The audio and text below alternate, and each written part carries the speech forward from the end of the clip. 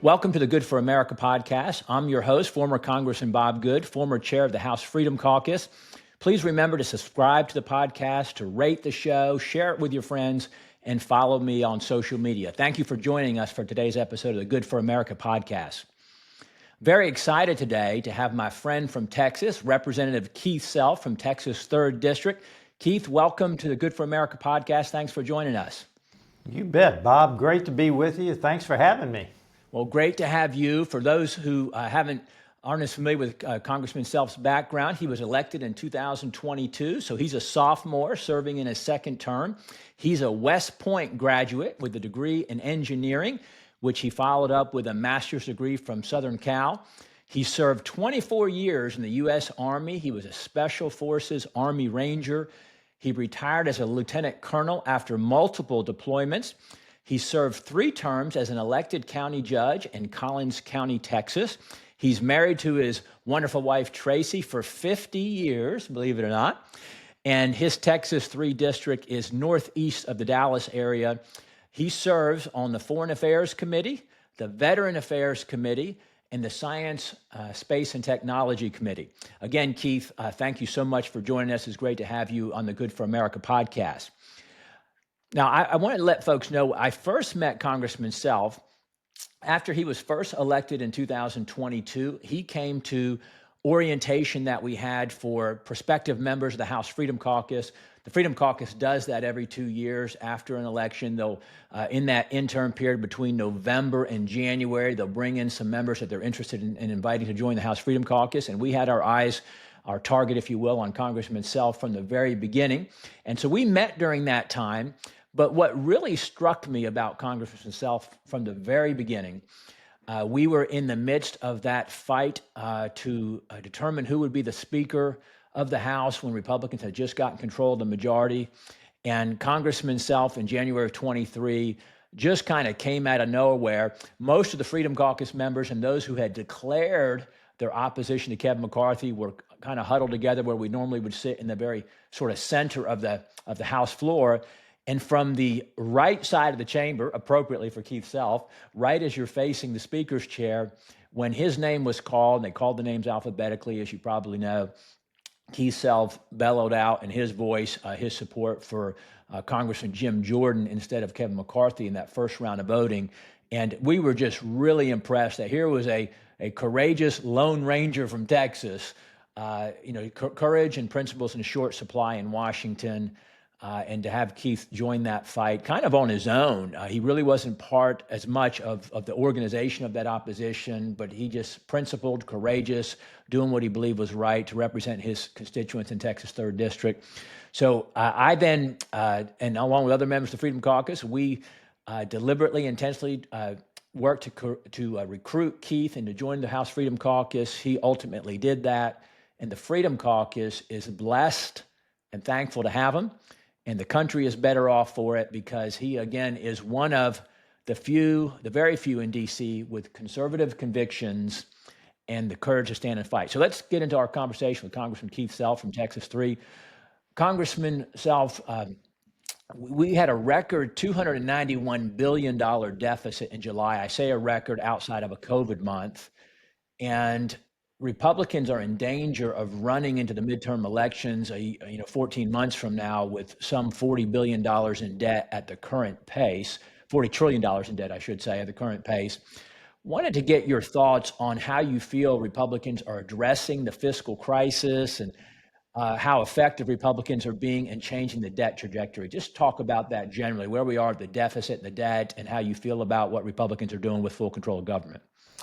Well, I will tell you, we're not doing enough, Bob, and I'll start with that because 37 today, maybe 47 by then, around 40 trillion by then.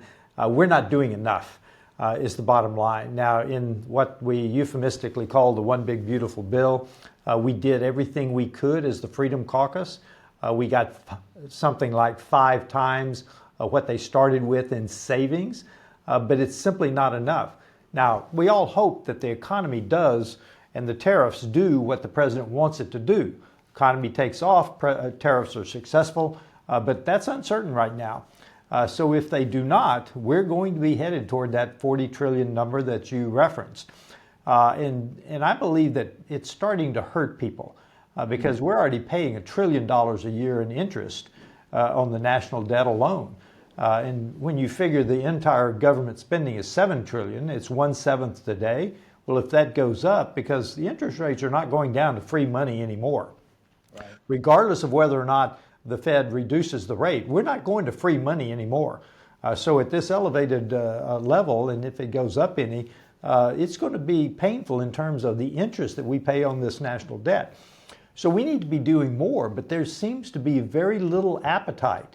You know yourself, if anything that's truly conservative comes to the floor, whether it be a bill or an amendment or a resolution, we tap out at maybe 50, 60 votes, 65 votes, sometimes higher, but that's about the average.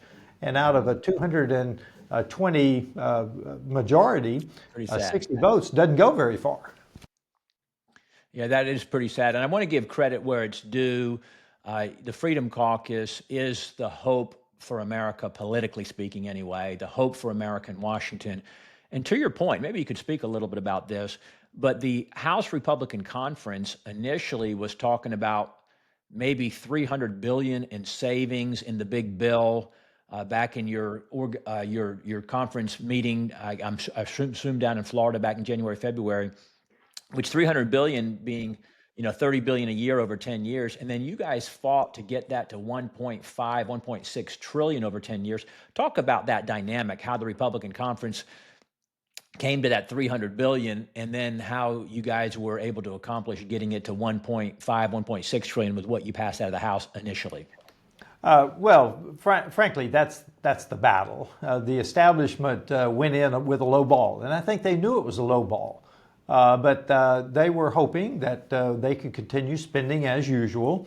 And frankly, it was a lot of work to make the case to the American people that we have to do better. And frankly, 1.5 trillion sounds like a lot of money, right, but that's over 10 years. And again, I say this is not enough. So we made some progress in Medicaid. We made some progress in the provider tax. We made odds and ends progress to get to the 1.5 trillion. But there's a whole lot more out there, Bob. There's a whole lot more out there. And we always talk about fraud, waste, and abuse. Well, we've got entire programs that need to be examined. The problem with every government program is it's got a constituency, and no one wants to have their program cut or even cut back. Look at the problem, look at the issues they've had with USAID. It was a bloody battle by the administration to make sure that they stopped funding all of the crazy woke DEI transgender programs around the world. So it's always a fight when you start talking about saving money at the federal level. You're exactly right. And we like to say that proverbial waste, fraud, and abuse, but you're exactly right. The bottom line is we've got to cut programs that are popular, that somebody has a vested interest in, that somebody wants to protect, whether it's members of Congress or constituents or special interest groups that benefit from that. And you can do a lot of different things with numbers and percentages. You're exactly right that the ultimate, after the Senate brought it back with only 1.1 trillion in spending cuts, that on a dollar basis is the largest in history. But yet, to your point, when you have a 2 trillion plus annual deficit, cutting $1 trillion roughly over 10 years is really a small number. But again, credit where it's due. It would be worse without the efforts of individuals like yourself, members of the Freedom Caucus who fought to make it better. But now as we look, we're just a couple of weeks away from the end of the fiscal year, the end of the current funding of the government. We're approaching September 30, as you know, with only a few working days left. What do you see happening at the end of the month? What are your thoughts about another CR or even a CR with earmarks, as we're hearing is being pushed by some supposed conservative members of the House? Yeah, it's a great question, Bob. And frankly, I want to start out with the paradigms that we have broken, though. The Freedom Caucus leading the way, we have broken the paradigm of a year-end omnibus for a short period anyway. And in the One Big Beautiful Bill, the Working Families Tax Cut Bill, we actually had some defense spending without the commensurate plus up of the social programs that the Democrats always demand. So there are a couple of paradigms that we've actually broken. Now, back to the CR. I think the Speaker is looking at a short-term CR, hopefully into December, that would supposedly give the appropriators time to pass more bills. But look, we haven't passed all 12 appropriations bills on time since 1997. That's right. So we're not going to pass 12. We passed 3 as of today. Might we get 1 or 2 more? Sure, we might. But eventually there's going to be a longer-term CR.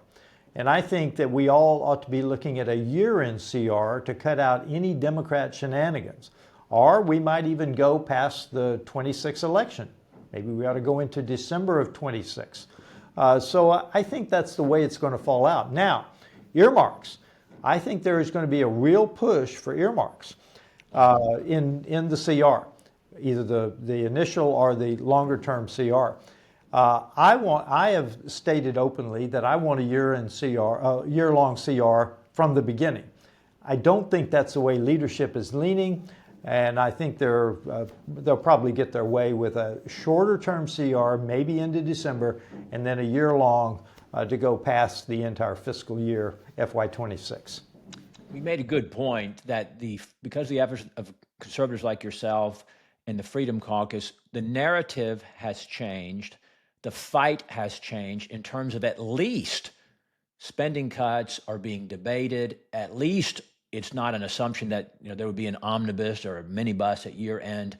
At least we're negotiating and fighting over how much spending we can cut and get through the Republican House. At least there's an attempt to pass the 12 spending bills. You've acknowledged, you recognize I'm probably going to fall short of that with the imminent deadline on September 30. But those earmarks, I believe are unconstitutional. The founders talked about Congress having the power of the purse for the general welfare, meaning it was to benefit the entire country. And there's really no constitutional justification to take everybody's money to spend it on local projects, community projects, as members of Congress like to call it. They don't like to call those earmarks, as you know. But when you look to September 30 and the threat of a government shutdown from Schumer, what do you feel like the resolve is in the Republican House in terms of what if Schumer doesn't agree to whatever you all are trying to do and threatens a shutdown? Do you see us reverting back to doing what the Dems want to do in order to keep the government open, or do you see there being an actual shutdown fight? What's the appetite, or what's the willingness do you see to have a shutdown fight if necessary in order to try to have policy and spending levels that reflect what the American people voted for last November? Well, to your question, what is the appetite? I don't think there's any appetite at all for a shutdown. So then you try to make sure that the Democrats are the ones that are forcing the shutdown. It never seems to work. Republicans always seem to get the blame for any shutdown. But in this case, we might, because they have one issue alone, and it is we hate Trump. Right. We will not support the Trump agenda. So there may be a possibility this year that narrative could change. But in the Republican Party, I don't see any appetite for it. So it will have to be carefully done to make sure that we are funding the things that we want to fund. Because we know the Democrats are going to want to push back hard against everything that we have cut out of government spending, the DEI, the woke, on and on and on, transgender. So we know they're going to push back hard. Whether or not that leads to a shutdown is an open question. But I think this year we have a rare opportunity to actually make the case that then Schumer will have to decide, am I going to lead a shutdown or am I not? So I think the dynamics are a little bit different this year when we come to that. I think your point is well made. I think if the Republicans do their job and pass a reasonably good bill, whether it's whatever it might be, that reflects some improvement in Republican policy priorities and some somewhat responsible grading on a congressional curve with respect to spending, but adequately funds the government and sends it to the Senate there'll be tremendous pressure on Chuck Schumer. Does he want a Schumer shutdown? But you've also made the great point in your remarks a little bit earlier where you talked about the consequence of the debt and the spending and how Americans are suffering as a result. I often say that the days of spending without consequence are over. The American people are feeling it with the affordability crisis, with the higher interest rates and so forth. What are your thoughts about a second reconciliation bill? Do you think that's going to happen? Are you fearful about a higher spending bill and a second reconciliation? This is a debate that's happening within the conservative ranks today. There are those that think we ought to have a second reconciliation bill. The question is, what is the motivating factor? Now, the motivating factor in the first reconciliation bill was obviously extending the Trump tax cuts. That was the motivating factor. That was the one thing that would pass. And then everything else swirled around that motivating factor. The question on a Reconciliation 2 bill is, what is the motivating factor? What is so important that we would go to a second reconciliation bill? Love to have a second reconciliation bill where we don't have to get 60 votes in the Senate. We could get by with 51. I would love to have it, and the other side of the conservative argument is that in a second reconciliation bill, the moderates win. So I'm not sure which way this is going to go. We've got to find the motivating factor to go to a second reconciliation bill, and then we've got to have the wherewithal, the chutzpah, to make sure that the moderates don't win and fill this bill with every wish list of the moderates and the Democrats. So those are the two sides of this argument. And once we find the motivating factor, then we've got to decide if it's going to be worth the fight with the moderates to make sure that we do indeed continue to cut into fraud, waste, and abuse and the programs that we simply should not be funding. You're exactly right. Would a second reconciliation bill be an opportunity to come back and to tackle the fiscal crisis to a greater degree and to cut more spending, to do some of the things you guys tried to do in the first one? Or would it become a Christmas tree of spending for the moderates? Congress's track record isn't real good on that, so we might regret if there is a second spending bill. Changing gears a little bit, you're a retired judge, as we mentioned earlier. You're on the Foreign Affairs Committee.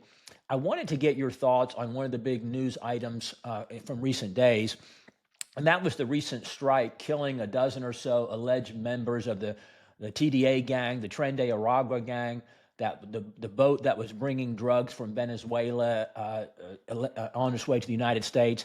And what are your thoughts on that strike and the action the U.S. Government took, and then sort of the controversy on the subject with respect to J.D. Vance and Rand Paul?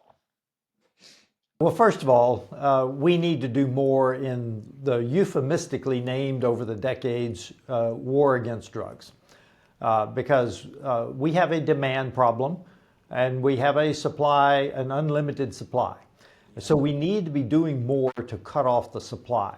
And then internally, we need to have revival in this country that cuts down on the demand for drugs, illegal drugs in this country.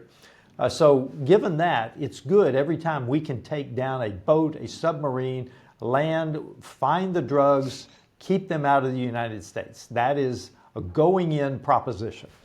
But when we start taking military action in international waters, and I'm also a retired, as you mentioned earlier, Lieutenant Colonel, infantry, airborne, and special forces guy. And once you start doing that, absent a presidential finding, because there was no presidential finding of clear and present danger, or whatever they want to call it, in this case. There's simply Article 2 authority used to stop this. But without, these are not combatants on the open seas. These are criminals. Criminals have a different status than actual combatants. Because they're not combatants, I'm somewhat conflicted in this, because I think we need to be really careful to set the legal justification for what we're doing. In my mind, that's a presidential finding. A presidential finding would have been a more solid legal foundation for what we did.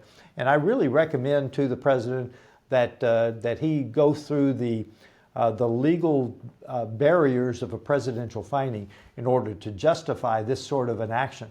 I applaud the action. We need to stop drugs coming into the United States, but we are also a land of the rule of law. Let's don't abandon that. Let's go through a presidential finding to continue these actions. Well, I appreciate your perspective there, and once again, I admire your courage and your integrity, because what I'm hearing is, hey, you're sympathetic, at least to some degree, with the views of Rand Paul on that issue. Not easy to say that when it's can be perceived as being critical of the administration, and Vice President Vance's view on that. And thank you for making that distinction between enemy military combatants versus criminals, and how they should be treated differently with respect to our system of justice, if you will. I appreciate that. I wanted to pivot to the Chinese threat. Again, you being on the Foreign Affairs Committee and your background in the military and so forth, wanted to ask about your concerns with addressing the threat from China currently, and just the different ongoing mechanism machinations of that. The president's talked about his support for increasing Chinese students in the country from 300,000 to 600,000. His White House has elected not to enforce the TikTok ban that was passed by Congress a year ago. They've reversed position on permitting NVIDIA to sell chips to China in return for 15% of the revenue coming to the U.S. government. And then he talked most recently about, recently about the fact that President Xi from China has told him he promises not to invade Taiwan while Trump is president. Wanted to just ask your concerns generally about those issues and the threat of, or specifically about those issues, but also about the threat from China more generally. The threat from China is very real. The threat from China is growing. The threat from China is a national security emergency in my mind. Let me go through some of those issues that you just mentioned, Bob. The TikTok ban, look, TikTok and other data collection platforms, but TikTok particularly, is an open conduit to the CCP. To the army, to the military, to the Communist Party of China. Right. It's an open conduit. People need to understand that. President Trump has given this leeway, this time frame, because people do business on TikTok. We need to find another avenue for people to do business on the internet. TikTok is a danger, a national emergency danger to the United States. NVIDIA basically intentionally made chips immediately under the congressional limit in order to sell to China. It is dangerous to sell advanced chips to China. Now, I understand the administration would rather have China buying Western chips than building their own chip capacity, but they're doing it anyway. Look, Bob, we have tried for 30 years, more than 30 years, to bring China into the developed world, into the modern world. It has not worked. They are Chinese. Xi intends to be the sole superpower no later than 2035. And there's reports that he has actually moved that up sooner because he believes that he can supplant the United States as a sole superpower. So it is an empty promise not to attack Taiwan while President Trump is in office, because President Trump has 3 years and then he'll be out of office. And frankly, if you remember right, Xi said he wanted to have the capability to invade Taiwan by 2027.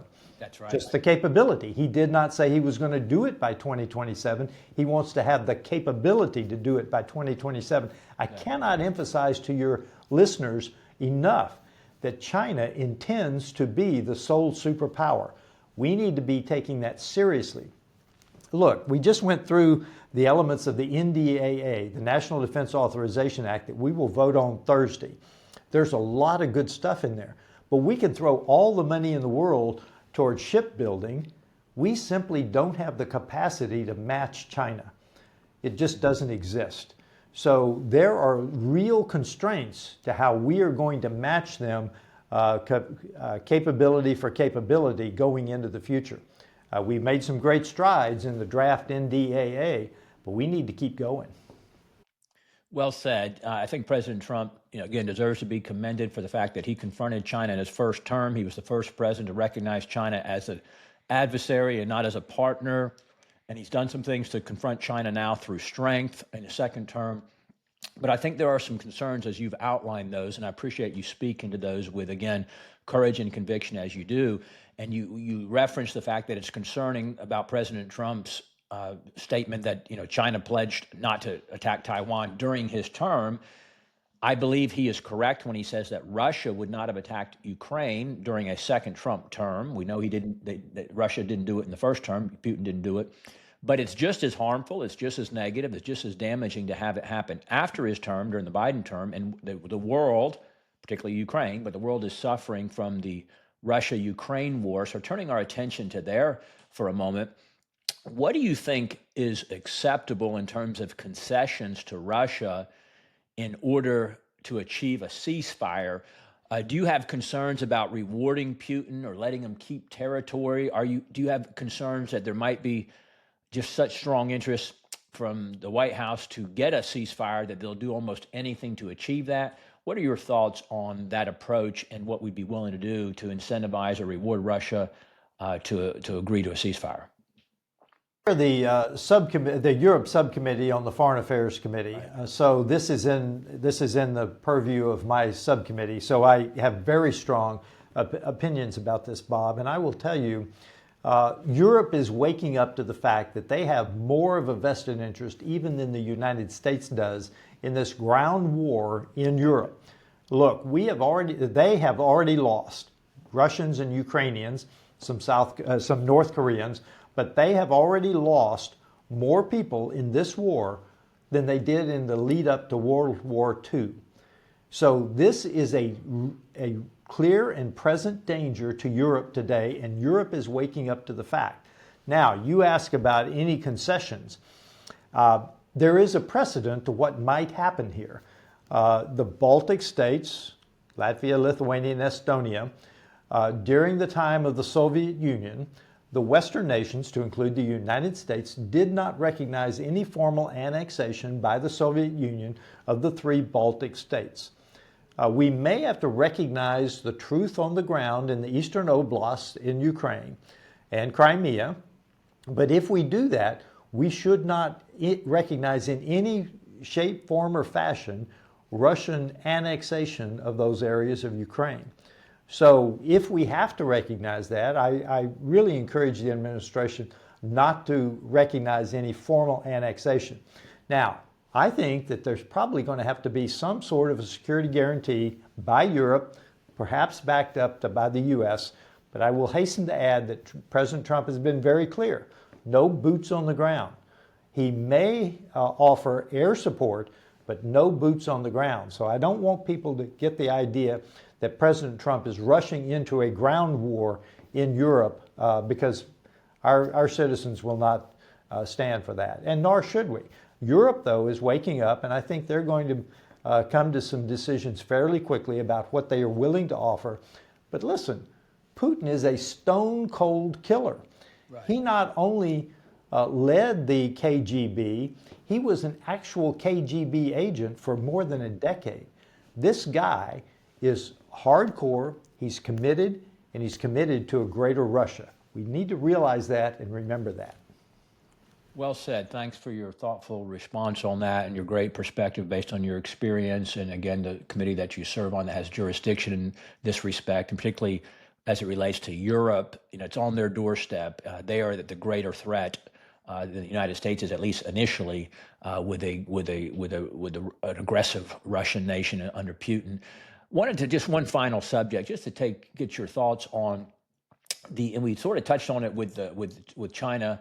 But your thoughts on the federal government's, I would say, intrusion, but the federal government's intrusion into the free market system, the willingness to take ownership stake in private companies, to negotiate or leverage federal pressure to take ownership stake.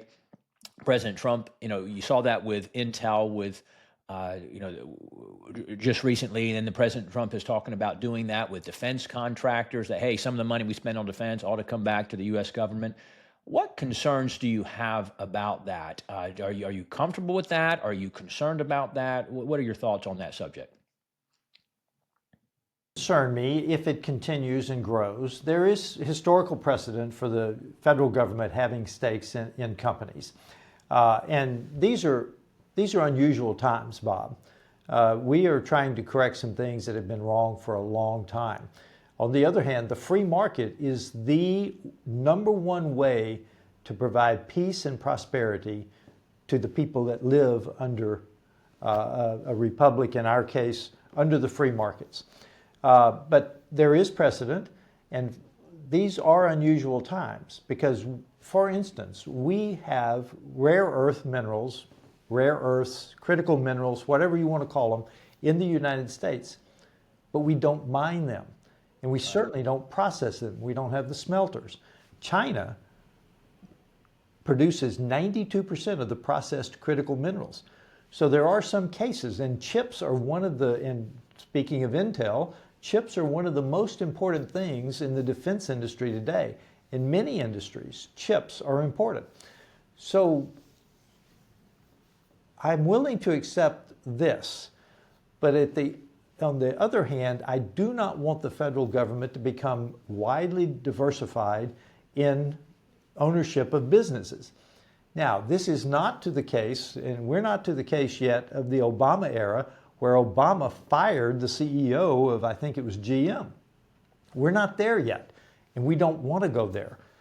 So I am willing to accept this in the short term, but understand the free markets. If someone cannot make it in the free markets, it's not the federal government's job to subsidize them so they can make it. That's the free market idea of good ideas, good products. You want to be successful? Build a better mousetrap. It's not the government's job to subsidize you in the long run. You're exactly right. There is some precedent, as you said, whether it's during the auto industry bailout or the mortgage housing crisis from several years back. But those were temporary, and you could argue that the government shouldn't have gotten involved with this too big to fail mentality. But I share your concern about the federal government having ownership in companies, sort of picking winners and losers. How's policy impacted by which company the federal government has an ownership stake in? Is the diminishment of fair competition when that's the case. So thanks for speaking to that. Thanks for joining us today, Congressman Keith Self. You are a rare combination in Washington of someone who's measured, thoughtful, who's competent and capable, but yet who has courage and integrity and principle. And you're that mix that we need more of in Washington. We need more Keith Selfs in Washington. The people of Texas's 3rd District are privileged to have you. Thanks for joining us today on the Good for America podcast, Congressman Keith Self. To our listeners, to our viewers, please remember to subscribe to the podcast, to rate the show, share it with your friends, follow me on social media at Rep Bob Good. Let's keep the Republic.